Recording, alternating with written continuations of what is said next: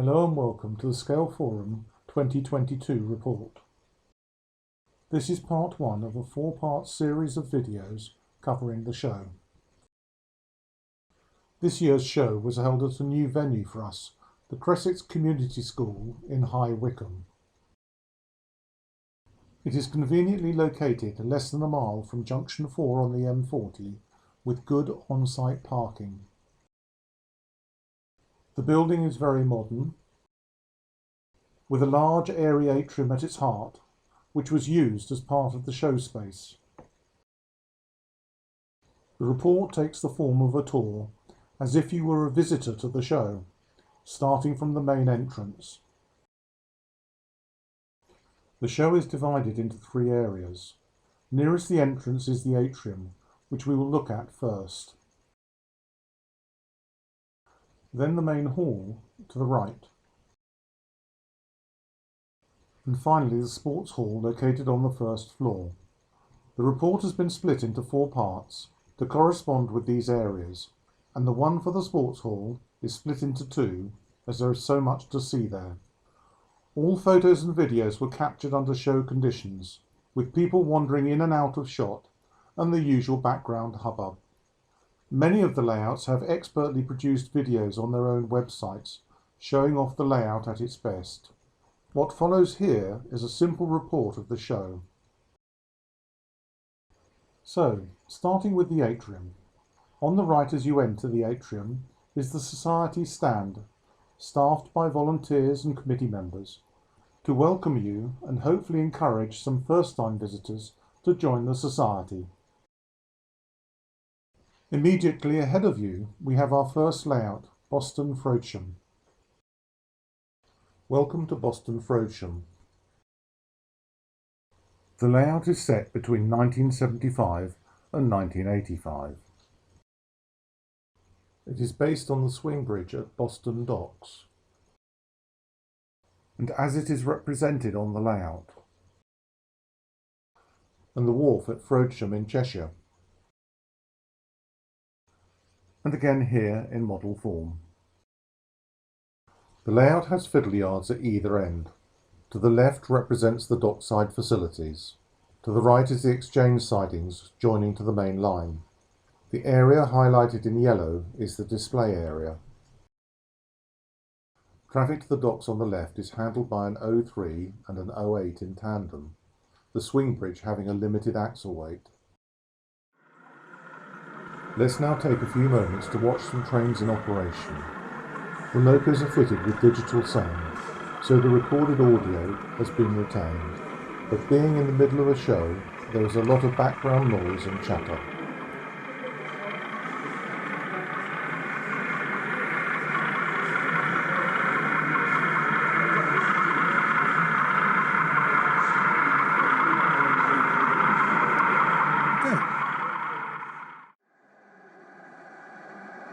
Prepared shunters arrive from the dock and collect the china clay wagons.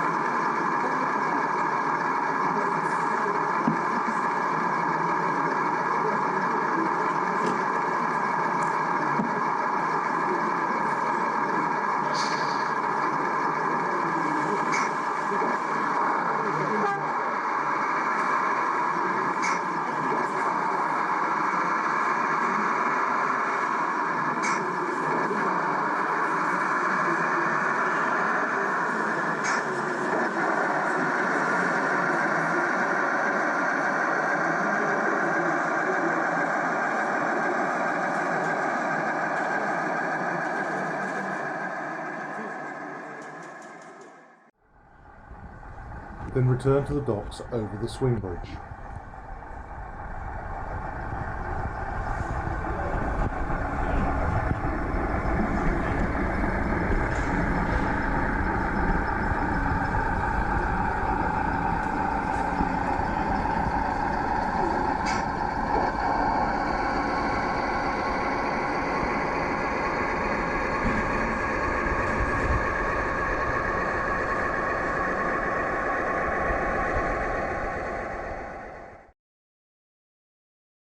Other traffic includes scrap metal for loading at the docks and finished steel pipes, as well as crushed stone. An unusual traffic spotted is this nuclear flask. Now let's look around the layout at some of the buildings. At the back of the layout we have a warehouse with loading bay. Just along from it is this disused granary, which once upon a time was rail connected. Here is the control house for the swing bridge and its stop signal. And from the water we have a view of the swing bridge with its surrounding wooden protection. Here we have a rather well posed cameo scene. Workmen with a digger laying drainage pipes. And who can resist taking a peek at what is going on at the bottom of the hole? Just behind Boston Frodsham, we have the stand for the Great Eastern Railway Society, which caters for a wide range of interest in East Anglian railway history, with an extensive archive of drawings, photographs and publications, some of which are on display on their stand. Appropriately, next to the Great Eastern stand is a new layout, still under construction, representing North Elmham in rural Norfolk. Welcome to the North Elmham layout. The village of North Elmham is situated on the branch to Wells next the sea and is the first station north of Dereham. At first appearance it may seem a typical sleepy East Anglian branch line, but there was heavy grain traffic with a granary at the station. Also there was a rail-served creamery generating regular milk traffic. The layout is arranged on a sweeping curve, with fiddle yard behind. The layout is under construction, but even at this early stage of development, it attracted a lot of attention. Each of the buildings has been modelled in outline form, and painted black to contrast with the plain white scenery outlines. Also, helpfully, they're labelled as to what they will be when the layout is completed. North Elmham saw a variety of traffic types: rural passenger services between Norwich and Wells, grain to Burton, as well as local pickup goods, which still operated during the era modelled. Local agriculture was dependent upon rail services for bulk delivery of fertilisers, animal feeds and seeds, which were then distributed to the farm by lorry. Much of the rolling stock of the layout has been expertly weathered and detailed, picking out board joints, with a hint of brake dust along the lower part of the side, and notice the instanter coupling between the vans. And a glimpse of the fiddle yard, showing the rolling tray to switch between trains. Of course, the layout being under construction, you do get the chance to see what materials and techniques are being used. Polystyrene blocks for volume fill, pre-mixed filler to create the surface, and chinchilla dust to give the fine texture in hard standing areas. This is sieved into 3 sizes before use to get the correct particle size, and then stuck down with liberal quantities of dilute PVA to avoid cracking as it dries. Also on display were some upper quadrant signals, already built awaiting installation on the layout. And any layout representing this part of the world wouldn't be complete without its elm tree, sadly most of which have now been lost to Dutch elm disease. Let's now watch some trains go by. Here we have a Norwich to Wells passenger train.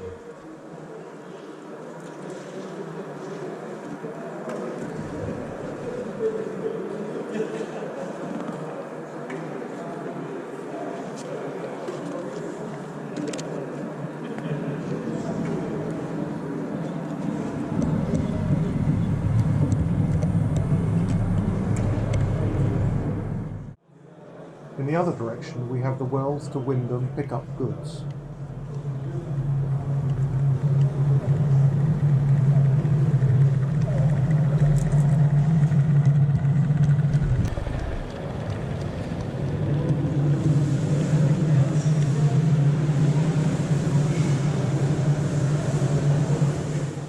Arriving at the station, we have the grain empties from Burton-on-Trent, ready to be shunted into the granary. Notice how the wagons hunt slightly.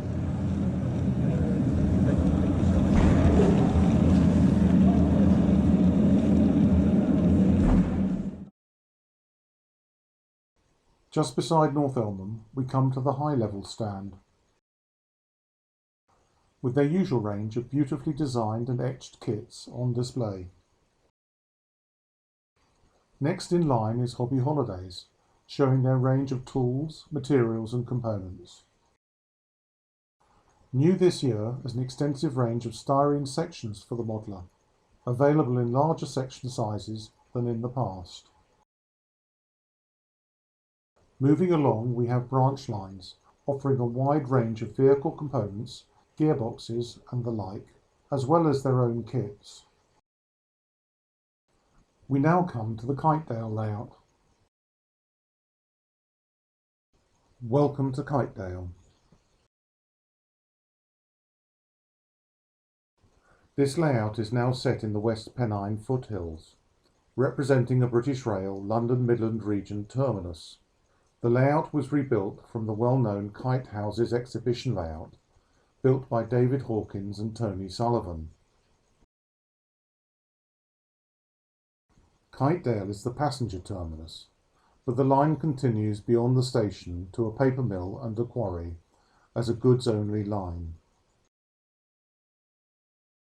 The chosen period is the late 50s, early 60s, representing the final years of steam, with much of the rolling stock dating back to the pre-nationalisation era.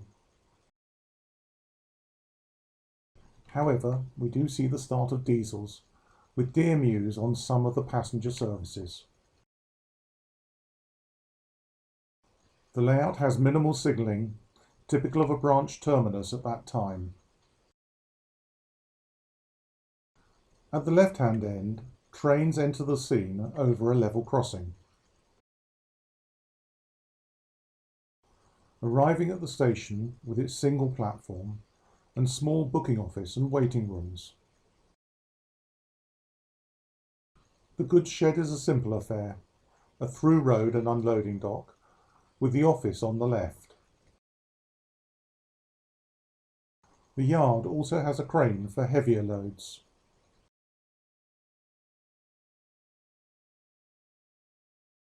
The layout has some very elegant cameos, including this one of a walker with a British Rail Land Rover passing by.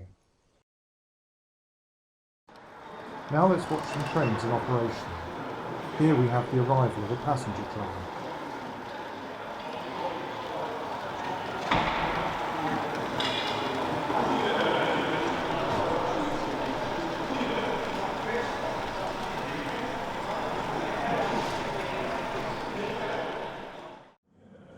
Entering the platforms.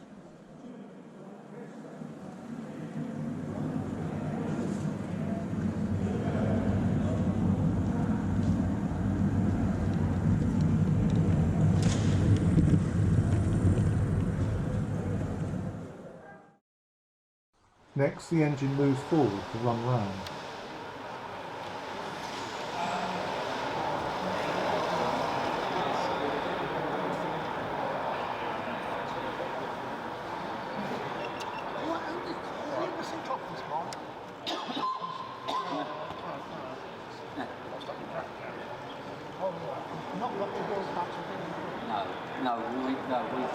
We'll go back to my week. This is why you came. No. Then coming back along the loop to the other end, shunting back onto the train and propelling the carriages into the platform.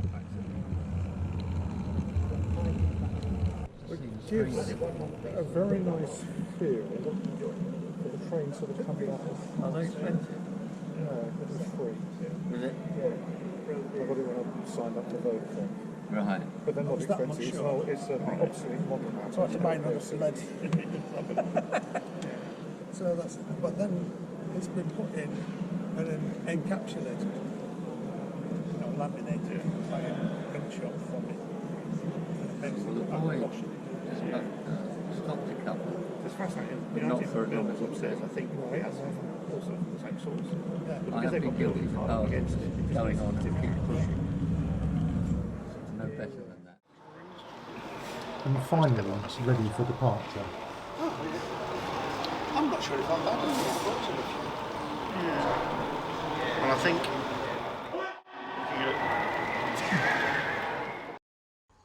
The layout is controlled from the front, allowing the operator to chat with the audience. A quick peek behind the scenes. There are fiddle yards at each end. This one on the left holds most of the stock and has a workbench. The one on the right is used for reversal of trains. The cassette system used allows racking direct into the transport cases, which look like they're lined with strips of foam to protect the stock in transit. Across the end of the atrium, we find the stand for Bill Hudson Transport Books. And they have brought along a host of new titles for this year's show. In the middle of the atrium we have the seating area, giving space for visitors to sit and have a chat, and somewhere to get the obligatory cup of tea. The catering team gave an excellent service throughout the weekend, and their cakes are highly recommended. That concludes part 1 of the Scaleforum report covering the atrium. Next we take a look around the main hall in part 2.